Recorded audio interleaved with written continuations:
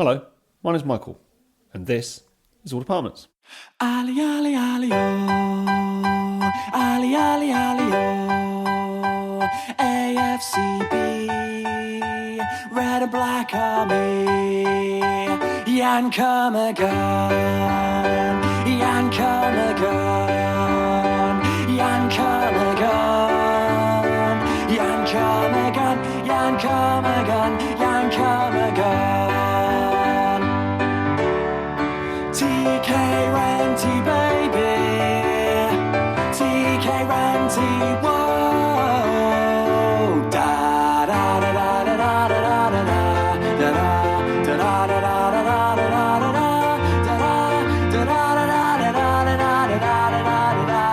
Callum Wilson, from a goal machine. Number eight, Harry Alter. Number eight, I say. Number eight, Harry Alter. Playing football the Bournemouth way. Tommy, Tommy, Tommy, Tommy, Tommy, Tommy, Tommy, Elphick. Pew,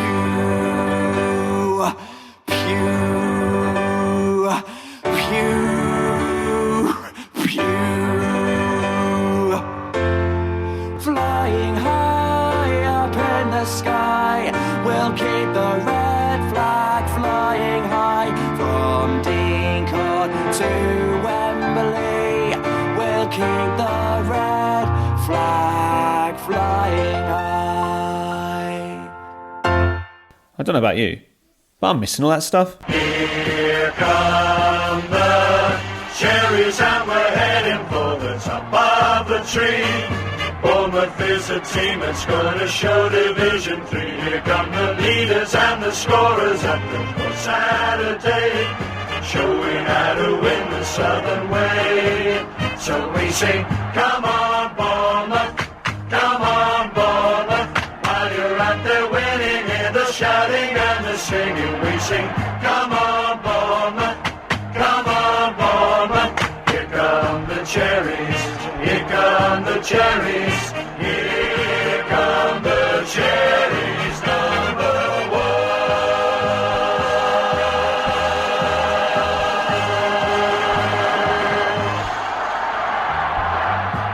Well, midsummer is upon us, and as always, I've been enjoying the warm weather, long evenings, and an occasional dip in the sea. But now the fixtures are out, I can't help but keep half an eye on the calendar as the days count down until we take our bow in English football's top division. One upside of this football-free summer is the opportunity it affords us to reflect on our sensational championship-winning season in a little more depth. With that in mind, we welcome Tom Payne, a young man whose detailed knowledge of football tactics led him to pen two lengthy analyses of our Mighty Cherries game strategy on the Spielverlagerung website. I began our chat by asking Tom why Bournemouth attracted his microscopic attention.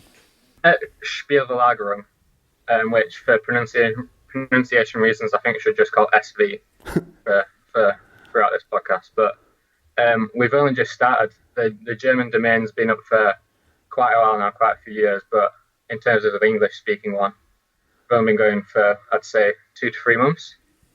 So, obviously, the German one focuses on German football, and English football, tactically, it's a long way behind Germany, and it's behind most of Europe, to be honest. So, with Bournemouth are really one of the more, I would say innovative, because it's the first time anyone's applied such strategy to England, and in successfulness terms, same. But yeah, I'm a scout for a championship club, which, for reasons I don't think I should say. But I watched you against Wigan, at Wigan, thinking you won 3-1. Yeah. And from then on, I really just took an interest, and it's just, as cliche as it would seem, a breath of fresh air, really, for English football. It's certainly been a breath of fresh air at Dean Court. Before we go into the details, is it possible to summarise the key aspects of the Cherries' success this season in terms of Eddie Howe's tactics? I wouldn't say that there's a few key features which have really made the difference. Perhaps one of the first things we'll talk about, the positional play, is possibly the major one, because you play with some emphasis on possession, but the thing is, a lot of teams have tried that in the past, especially in the Championship, as it's become more of a mainstream and something which everyone wants to be, unless you're Tony Pulis.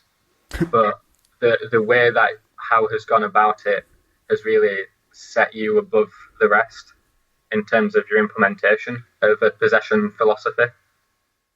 So I'd say that's the key aspect, really. But also just the fact that you've got players like Ritchie and Pugh and Wilson who are just amongst the best in their position in the league.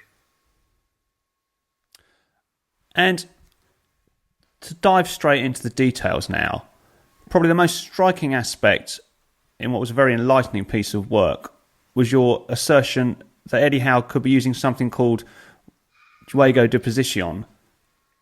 Could you explain to the uninitiated what this is and how it relates to the way we play? Well, I think to best summarise it would be to call it a framework of, Juego de Posición is translated directly into English as positional play. And it's a philosophy which is really a framework or a guideline as to how a team would set out positionally. I don't know how you put it up, but the diagrams which are in my article show the pitch being separated into by a grid, and it's been used obviously to the most success by Pep Guardiola, but there's only a handful of teams in the world that implement it. Van Gaal has been known to use positional play, and Rayo Vallecano in the La Liga, and also some teams such as Palestina who play in the Chilean First Division, but I won't get into them for obvious reasons. But in this grid, so you see the pitch has been separated into lines. It's all about how the players occupy these lines and this grid, and it's all dependent on the ball's position. So say if Boruc has the ball, then the lines which are supposed to be occupied by the players are much different to whether the ball is on the wing, per se. And it's generally to help create the triangles as everyone goes about in possession football, and just to give the player on the ball just support. And it's just a framework of how a team should play the possession and the ball circulation, and just a framework of how it should run on the pitch, to put it more simply. And you didn't seem 100% sure it was being used by Eddie Howe, but do you suspect that is what's happening?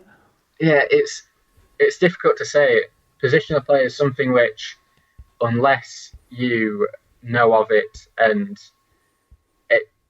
know of a team using it, then it's quite clear to see. But in the case of Bournemouth, it's a bit difficult.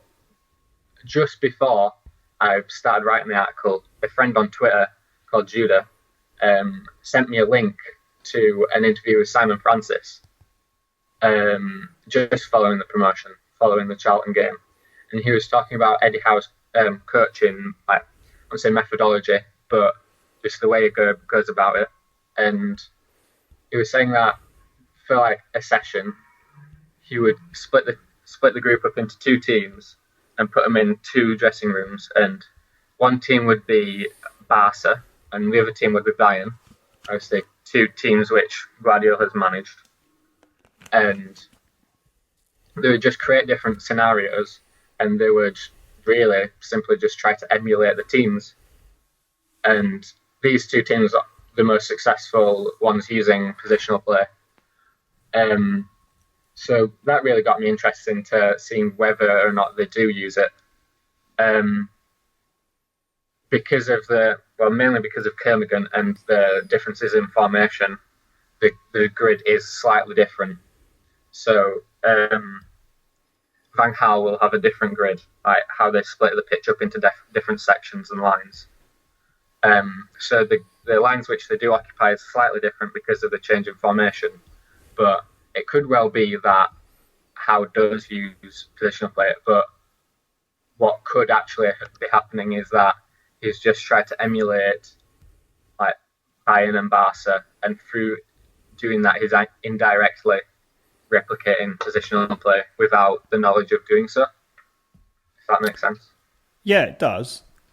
He certainly appears, watching from the stands, to have brought in a lot of ideas that have worked very well. Yeah. I mean, the results speak for themselves.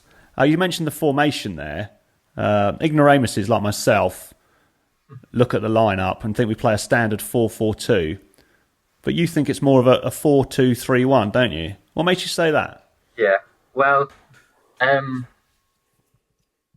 regarding formations, Guardiola himself calls them phone numbers, because 10 to 20 years ago, they were much more rigid, and if a team was playing 4-4-2, they were playing 4-4-2. But now, especially with Bournemouth, it's more flexible, and the way I perceive formations now is that Kermorgant may well be, like, I think he was a striker at Charlton, from what I remember back a few years ago, but his role in the team, I would say more is to support the attacks. It's definitely much more auxiliary than Callum Wilson, and for that basis I'd rank him more as a supporting player and therefore as a part of the three. If you're looking at it a different way, you could consider it to be somewhat of a 2-4-3-1 really, because if you think about it, Francis and Daniels both play very attacking minded in terms of the positioning, and both contribute to the midfield like on a frequent basis in possession. But that's just why I've considered you a more 4-2-3-1 really, because of the orientation and the roles of the players in the system. And you mentioned Jan Kermorgant there, and in your piece you talk about the pressing that we employ high up the pitch. And we have Arter and Sermon in central midfield supporting our forwards and wingers when we employ that. But you think Jan Kermorgant plays the key role, don't you? Yeah. In quite a few teams, quite a few pressing teams use a 4-2-3-1 formation. This season at New York Red Bulls in the MLS, they're doing just that, and they've got a player called Sasha Kyrgyzstan, who's really the key player in the pressing. In that it's somewhat different to Bournemouth, but regardless, it's still a press. Like in defence, they do press high up the pitch, and with Kermorgant, again, like he's in possession, it's more of an auxiliary role behind Wilson, but his movement is what creates the shape. So I call it a 4-2-3-1, but situationally, in some situations, he may push up to create a 4-4-2, and especially in wide possession, he's shifting across, and he's generally the one who cuts off any passing options into the centre. Generally, as a defending team, unless it's a rare circumstance in which the team has excellent players on the wings, what you want to be doing is forcing the team to the wing, the team in possession, forcing them to pass it towards the wide areas of the pitch, because it holds less strategical value. A quote of Guardiola's is that the touchline is the best defender, because if a say Francis has the ball on the wing, he's only got 180 degrees of movement possible, passing options, because, well, half of the pitch is cut off because it's the touchline. So if you can force the opposition to pass the ball towards the wing, it's much more it can be much more effective to press them in those situations because half of the work is done in that. The touchline cuts off 80% of their 180 degrees, of their options.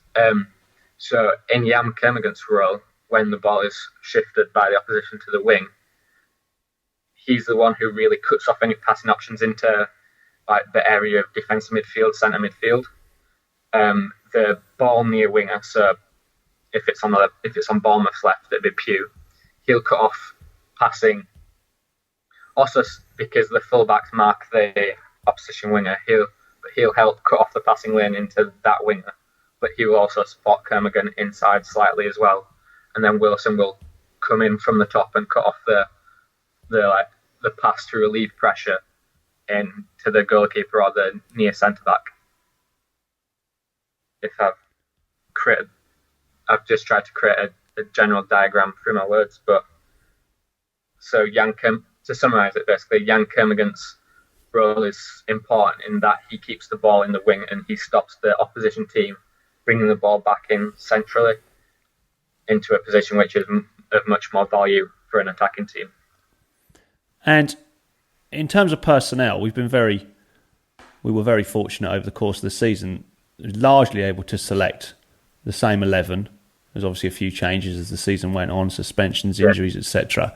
But it was Jan Kermorgant's position which changed the most, in that he swapped in and out quite a bit with Brett Pitman. Do you think that made a difference to how we played when Pitman was in the team, or was it a similar use of Pitman in terms of what you just described? But to be honest, from my analysis, what I did was I picked 5 or 6 games from the back end of the season, and if I'm honest, I don't think I saw Pitman play once. I'm not sure whether that was for what reason that was for, but nah. Well, Brett did his bit. He probably did play in a slightly different way. He weighs in with the goals, and he's a popular player at Dean Court. But yeah, I'd imagine there wasn't a huge difference, but probably some difference in terms of what tools either player has to provide. But yeah, he can be a frustrating player to watch for a fan, but he certainly has the trust of the manager, and it'd be worth seeing how he gets on next year. But anyway, we talked about possession, we talked about the use of the grid, and how we may have learnt a lot from Guardiola and Bayern and Barca. You also mentioned something called La Saliva La Volpiana, which I believe relates to progressing the ball out from the back in possession, which sounds very much like what Bournemouth do. But you reckon that we use something that you refer to as a double 6 with Arter and Sermon instead. Could you tell us a bit about that? La Salida La Volpiana is a South American coach called Ricardo La Volpe. And, when you see, say, Barcelona, when they bring the ball out from the back, especially under Guardiola, Sergio Busquets would drop between the 2 centre-backs. They'd split wide and the full-backs would push on. In the football punditry, especially when Barcelona were just not so emerging, but under Guardiola they were making the real change, that was discussed quite a lot. I remember being younger. But because this has been used by Barcelona, a lot of teams who employ a possession-based style of play in England try to replicate that. And obviously I can't be sure, but my theory is that the strategies and techniques which English teams look to replicate in a possession philosophy, which have taken from foreign successful teams, they do it, but without the knowledge of knowing why. If that makes sense, they just do it because the other team's done it, and it's proved successful. With La Salida La Volpiana, the main principle is to create just another option, and a lot of teams will press, say, in a 4-4-2, so they've got the 2 strikers pressing upfield. So by dropping the extra defensive midfielder, it creates free across the back for the possession team, which creates a free V2, and there's always a free man available to receive a pass. Whereas if it was just the two centre-backs, it would obviously be more difficult because the strikers can go man for man and force a long ball situation. So through doing that, La Volpiana can help the team progress the ball from out defence, like you said. But especially in the games which I've seen against Bournemouth, a lot of the teams will sit back and allow you to have the ball and just try to, I wouldn't say ride their luck, but sit in a low block and attempt to absorb the pressure, as one might say. But through, instead of that, using a double six in that both Arter and Sermon stay quite high, I think it shows that how, to put it simply, knows what he's doing, in that he knows the qualities which certain techniques can bring to the team, and is obviously, from what I've saw, chosen not to use Salida La Volpiana as the primary way of bringing the ball out the back.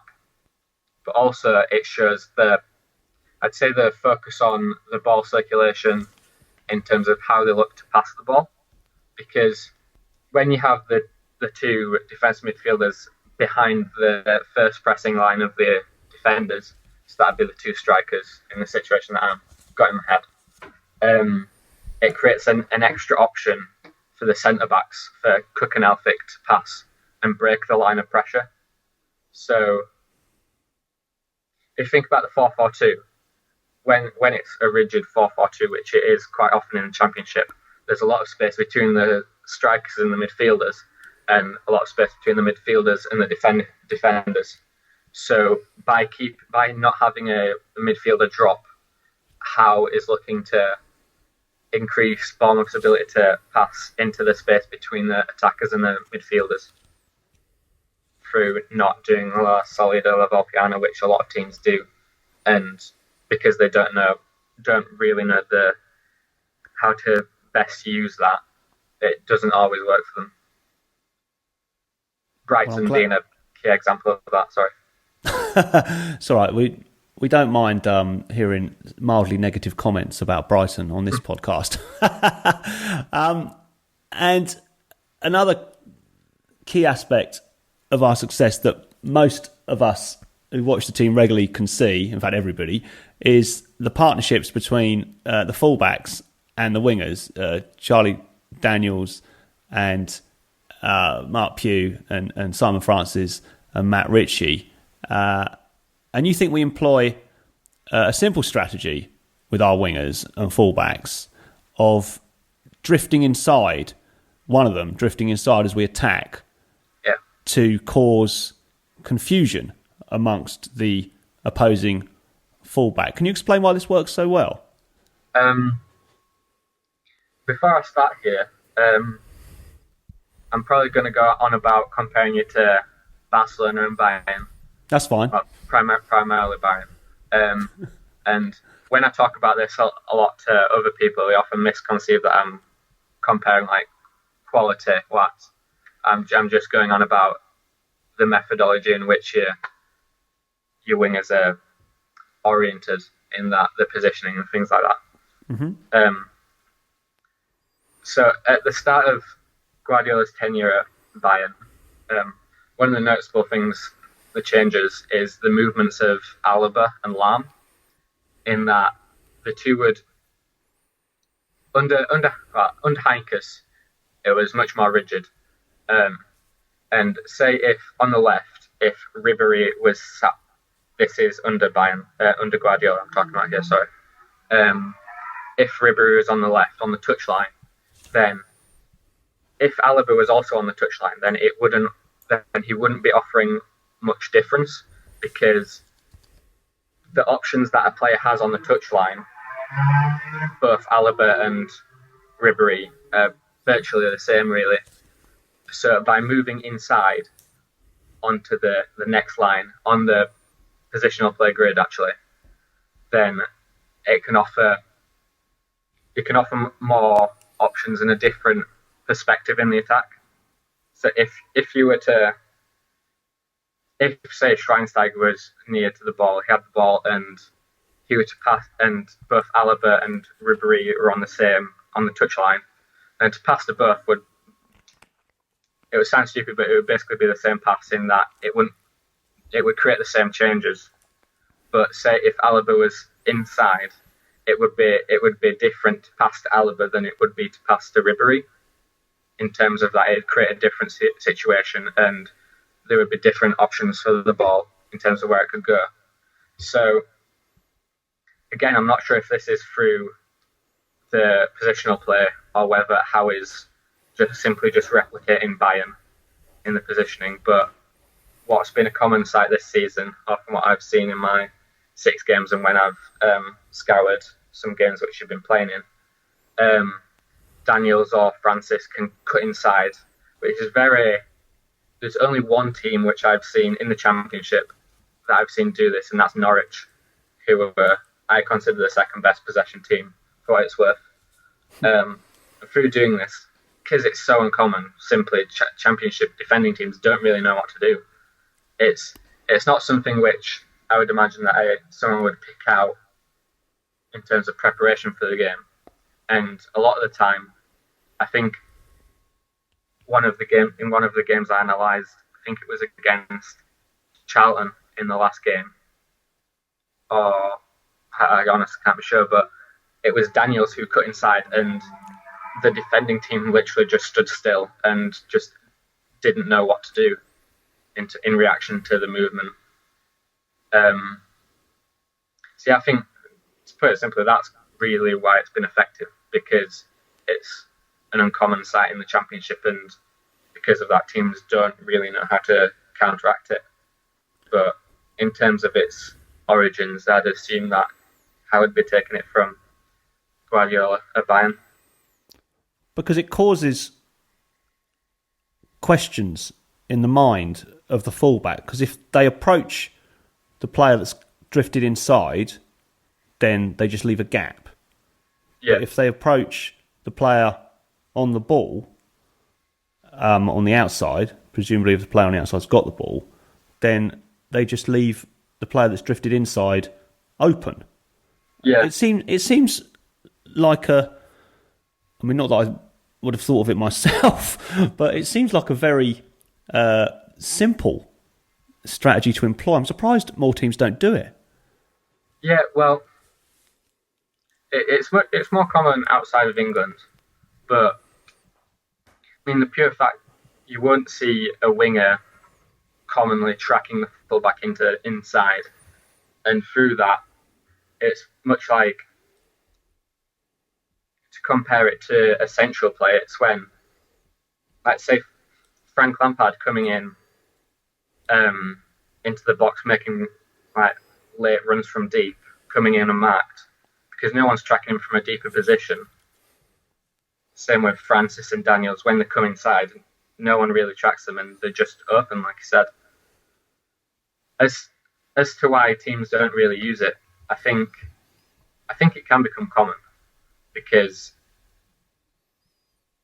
of the success, and just the fact that such variations are becoming more and more frequent across Europe, really.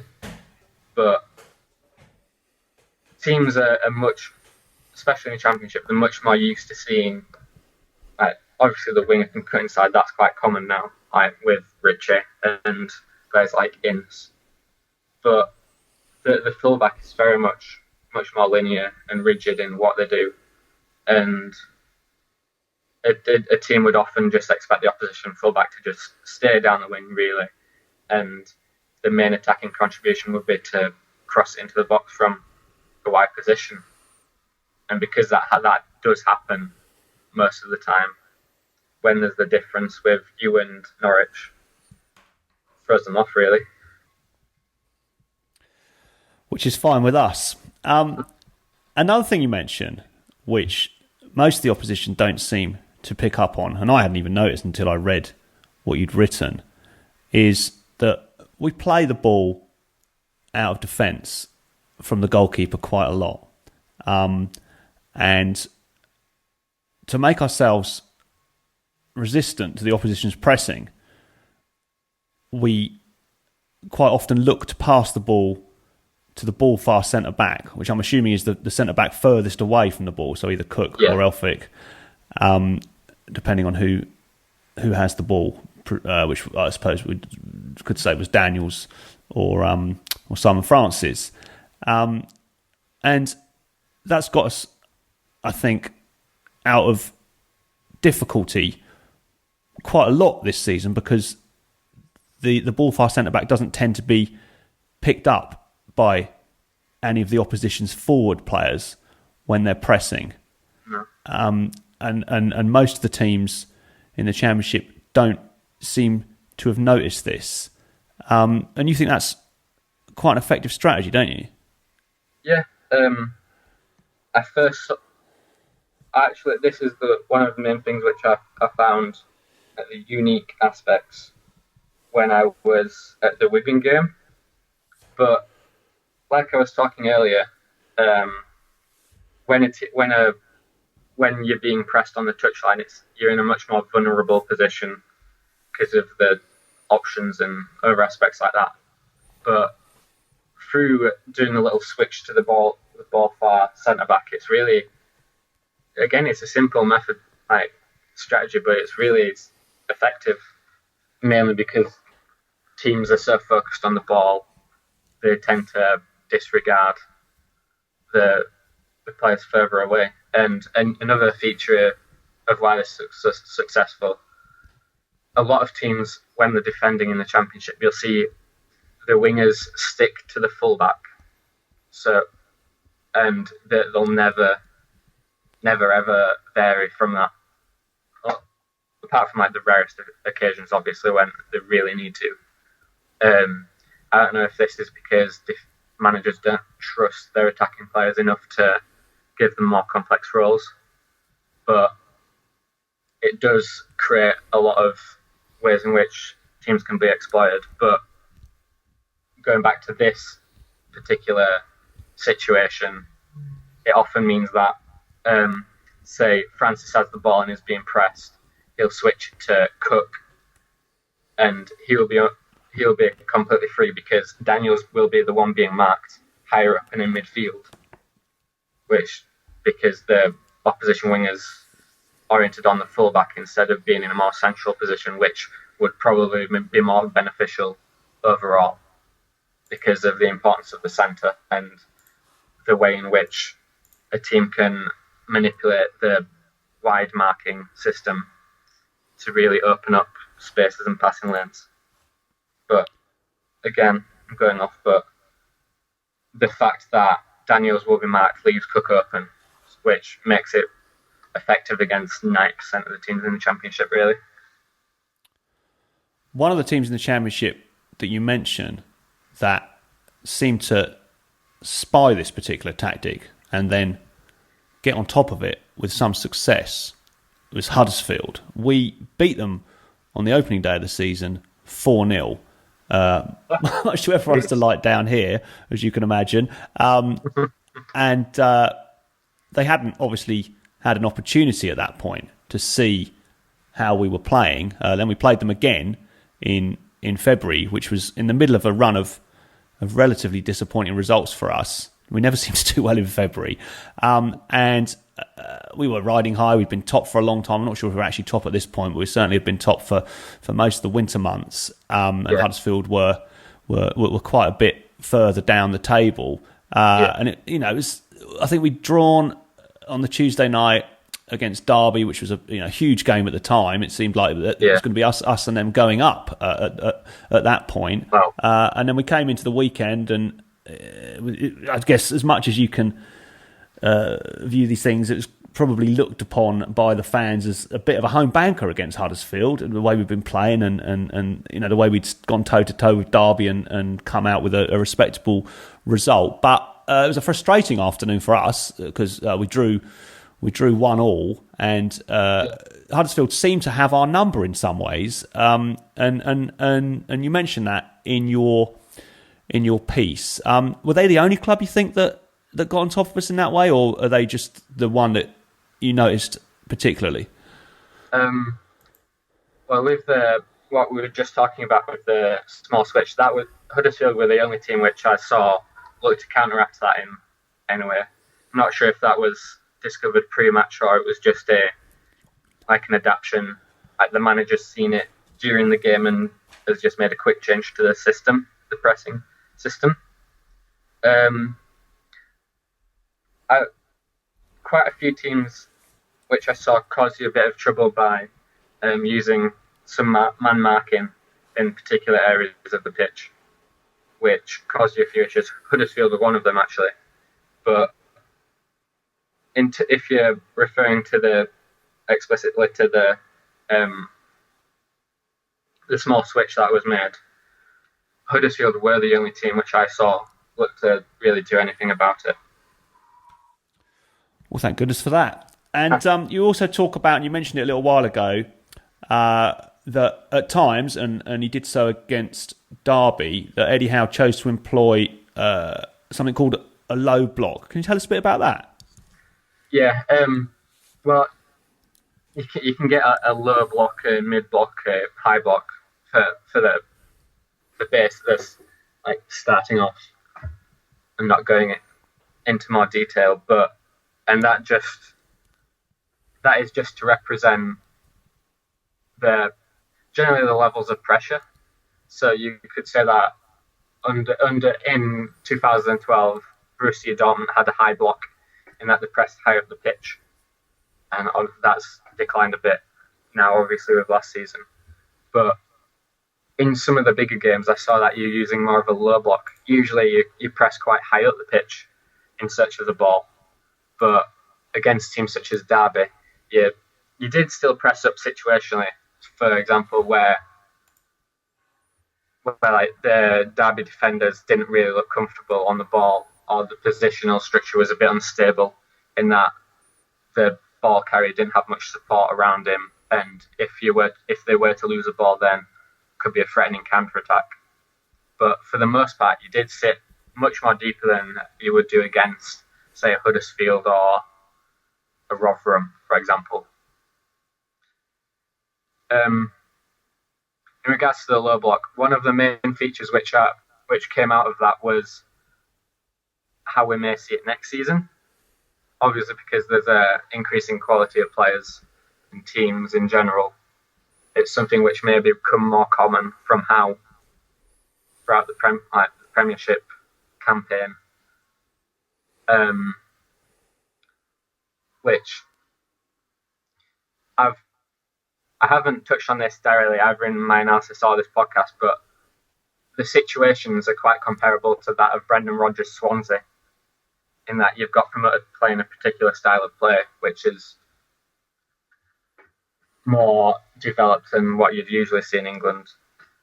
But the fact that Howe can change your system, and I wouldn't say abandon it because he still had some of the key principles, but definitely adapt it, shows that he's much more of a pragmatist than what we usually see in England, in that team, like a manager who plays a certain style of way will never change from the system regardless of the opposition, which can be good, but like in occasions such as if you're playing Derby,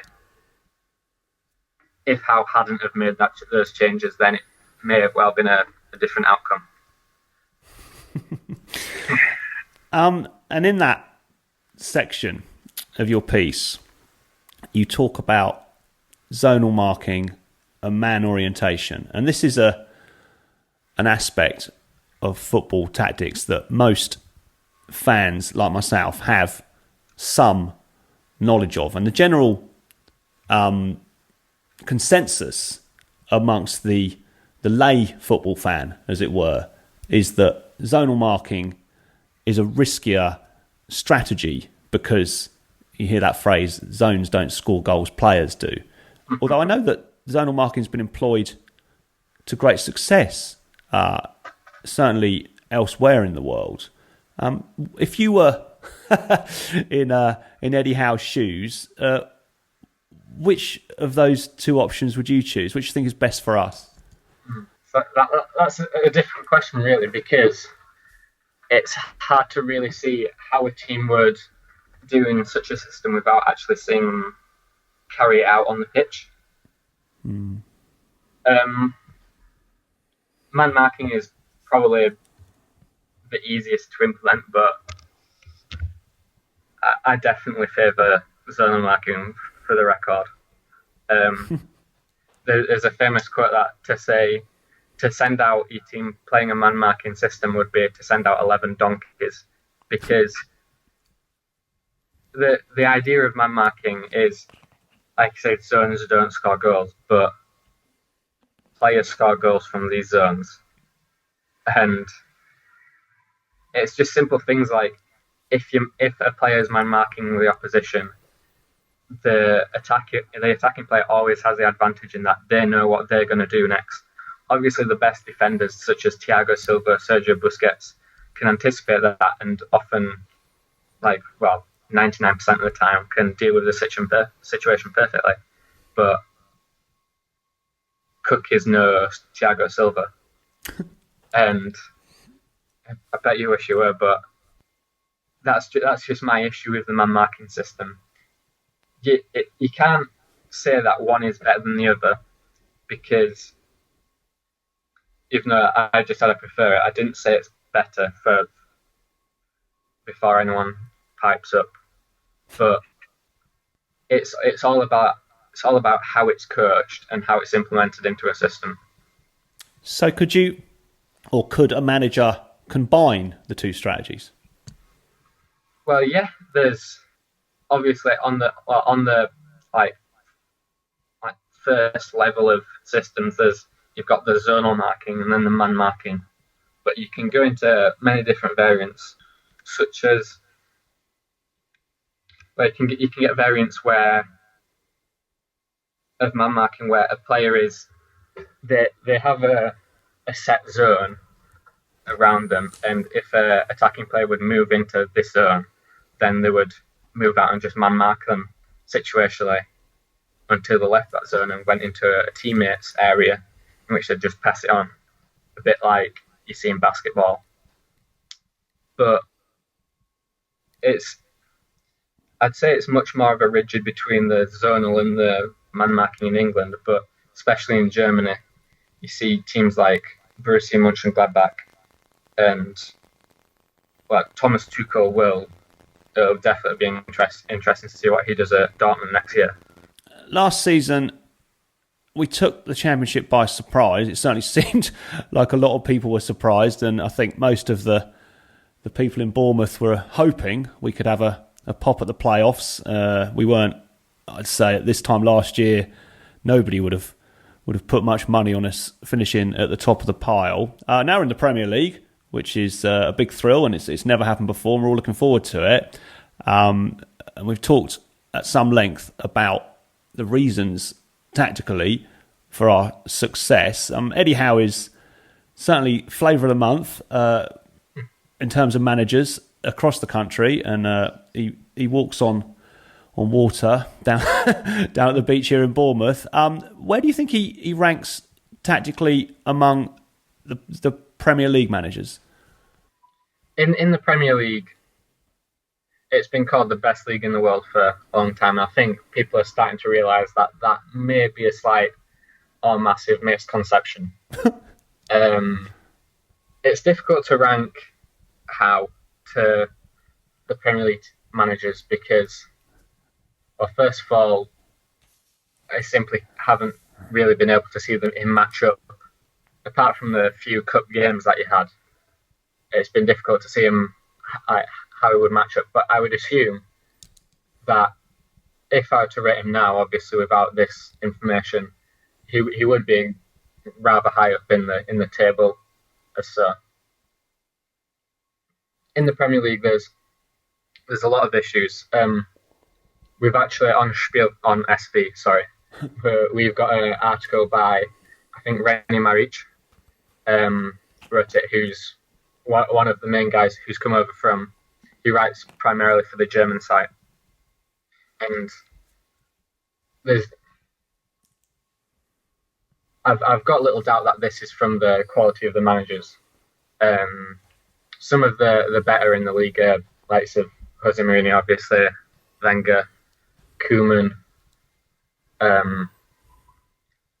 Van Gaal, Pochettino, but for all of them, you've got the likes of Tony Pulis, who I won't get into what I think about Tony Pulis, to be honest. He's ex-Bournemouth.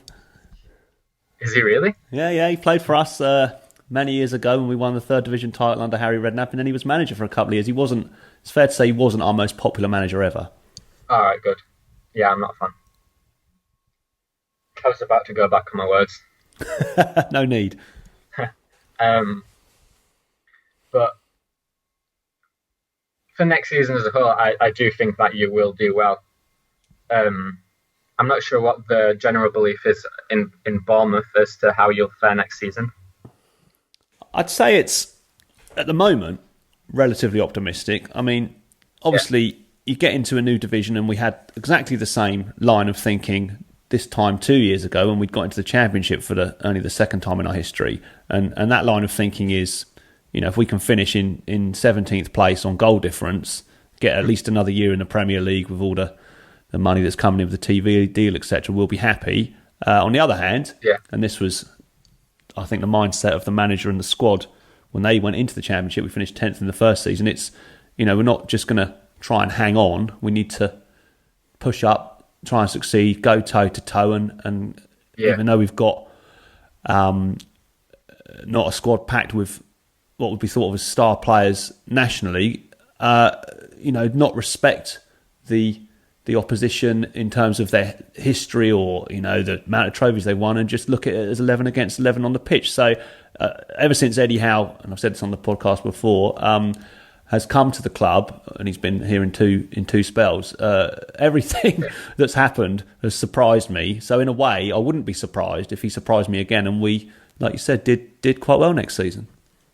Yeah, it wouldn't massively surprise me either, to be honest. Looking at all three teams who have been promoted, really, but all three are quite strong. The new manager at Watford is meant to be. His name, obviously, now has just escaped me, but I've heard all good things about him, really. And obviously, Norwich are a strong team as well, with the likes of Jerome, Redmond, Wes Hoolahan, who, for the record, he was my favourite player in the Championship last year. Oh, really? In terms of quality. Yeah. I was reading an article earlier about him, actually. He only came over to England at the age of 24. And it's really sad because I think it's cliche to say, but in other countries he would have had much a bigger preference, managers for him. But going back to the question, I think it is quite possible that you may struggle in the Premiership because of things like the squad depth, and it's just a step up. And you did surprise everyone in the Championship, obviously. Well, most people. I think not to being myself up, but I did think that you were one of the, especially with how one of the better teams in the first year. So the success you've had in the 14-15 season is massive, but I think it wasn't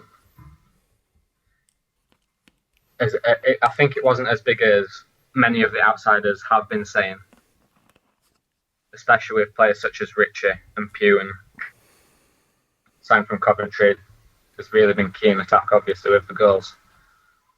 But as much as I think that you might struggle, I also think that you could do very well in the context of things. But obviously it's difficult to say without seeing you maybe from the start of the first 5 to 10 games, which I will most likely be following on SV in terms of our match analysis. But if I were to put money on it, I'd say that you won't go down. And I'm not just saying this because this is an AFC Bournemouth podcast. Good man. Let's hope your prediction proves to be prescient. I just wanted to talk about the use and knowledge of tactical theory in football. And you've already referred a couple of times to how in this country we're appears to be significantly behind the curve in terms of how tactics are used compared to other football nations. I'd say, in general, there isn't a huge depth of knowledge amongst the fan base, possibly amongst the people working in the game, from what you say, about football tactics. I was certainly had my eyes opened by your article on us. I've also read Jonathan Wilson's Inverting the Pyramid, which I think kind of spawned a subculture on the internet of people who were enthusiastic and keen to know more about tactics. Do you think that the situation in this country is like it is amongst fans and amongst many of those in the game, because it requires a fair bit more study than just going along to the match and talking about the incidents, and people just don't have the time or the inclination to do so? I think that's definitely one of the main reasons. I also think that when people talk about football, it comes from much more of a subjective level, and is based a lot on emotions, on whether someone likes a player or like the small things like that. But from, would say, our perspective, but from the general view of an approach of both tactical and statistical analysis, it's much more objective, which not all people can take to, really. In the past I've got quite a few comments from not readers but other people about things that I talk about, but I think it has got quite a negative viewpoint from quite a lot of people, because they aren't open to the discussion and the ideas from such a perspective as tactical analysis. Well, I like to think I'm always keen to learn more and open-minded. Just finally, my main apprehension, aside from getting some kind of grip on your stuff, is giving Bournemouth's opposition a heads up via our chat. Last thing I want to do is help the opponents. But should I worry? I mean, this kind of thing is, that you write about, and like I said, there is plenty out there on the internet. It's well known inside the game. It's widely available. I'm not revealing via this podcast a load of secrets that are now going to help the Premier League managers to take all the points off us, am I? I can't imagine, sir.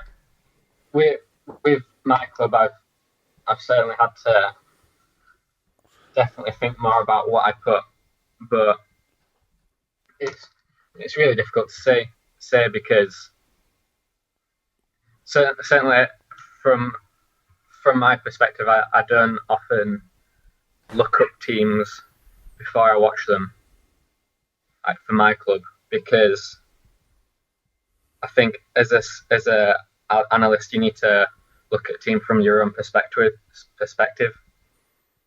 And if you take such things as this on board, I think it can help, but also it can sort of miscue you. No, and I'd imagine, I certainly would be surprised if most clubs don't have people looking at these things, especially as you go up the leagues. Sometimes you get a manager who's well into this stuff, some of whom we discussed. Other times they may not be as keen, but certainly the amount of money sloshing around in the game as well wouldn't that harm any club to employ a couple of people with some expertise, because it's certainly a help.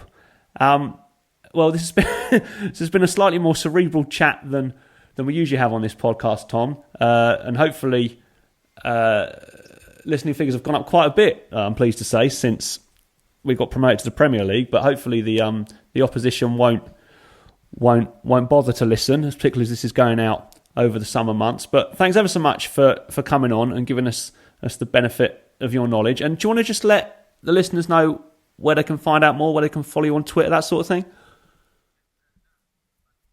Yeah, thanks for having me. I think for the spelling, it may be best to write this down as well, but I write at spielverlagerung.com, which is German, so I'm sure I can get it written down somewhere. You can follow us at Spielvercom on Twitter, which also again, and if you want to follow particularly my work, because I also write for New York Red Bulls, on Twitter I am Tom Payne, FTBL, Payne spelled Payne. Excellent. Well, thanks again. It's certainly been an eye-opening experience for me, and I hope that you can continue to write about us next season, and we'll look forward to reading it. Yeah, thanks a lot for having me. Boscombe, back of the net, Boscombe, back of the net, Boscombe, back of the net, Boscombe, back of the net, Boscombe, back of the net, Boscombe, back of the net, Boscombe, back of the net, Boscombe, back of the net. The Reds are going up, the Reds are going up, and now you're gonna believe us, and now you're gonna believe us, and now you're gonna believe us. The Reds are going up. Superb work from Tom there, and if you haven't read his analyses, I'd highly recommend doing so. The link for Spielverlagerung is in the show notes and can also be found on the podcast website at www.alldepartments.wordpress.com. Don't forget, if you want to get in touch, email alldepartmentspodcast@gmail.com, and you can follow on Twitter at alldepartments. Since our glorious ascent into the Premier League, there's been a little more interest in the podcast from the world beyond Dean Court than usual, and as a result, I've had a few companies get in touch about advertising on the show.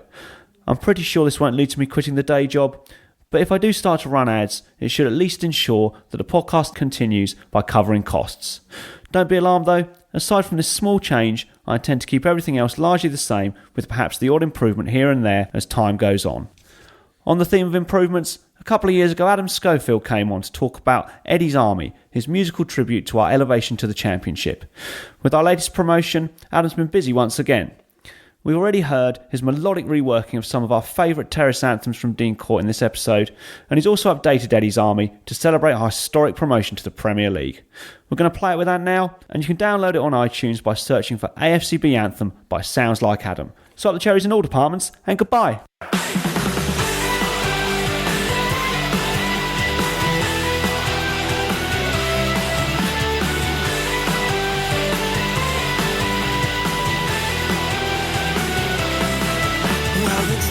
Came through 2 seasons ago, runners up in League One, but it didn't show. When the voyage began, only ever sailed once before.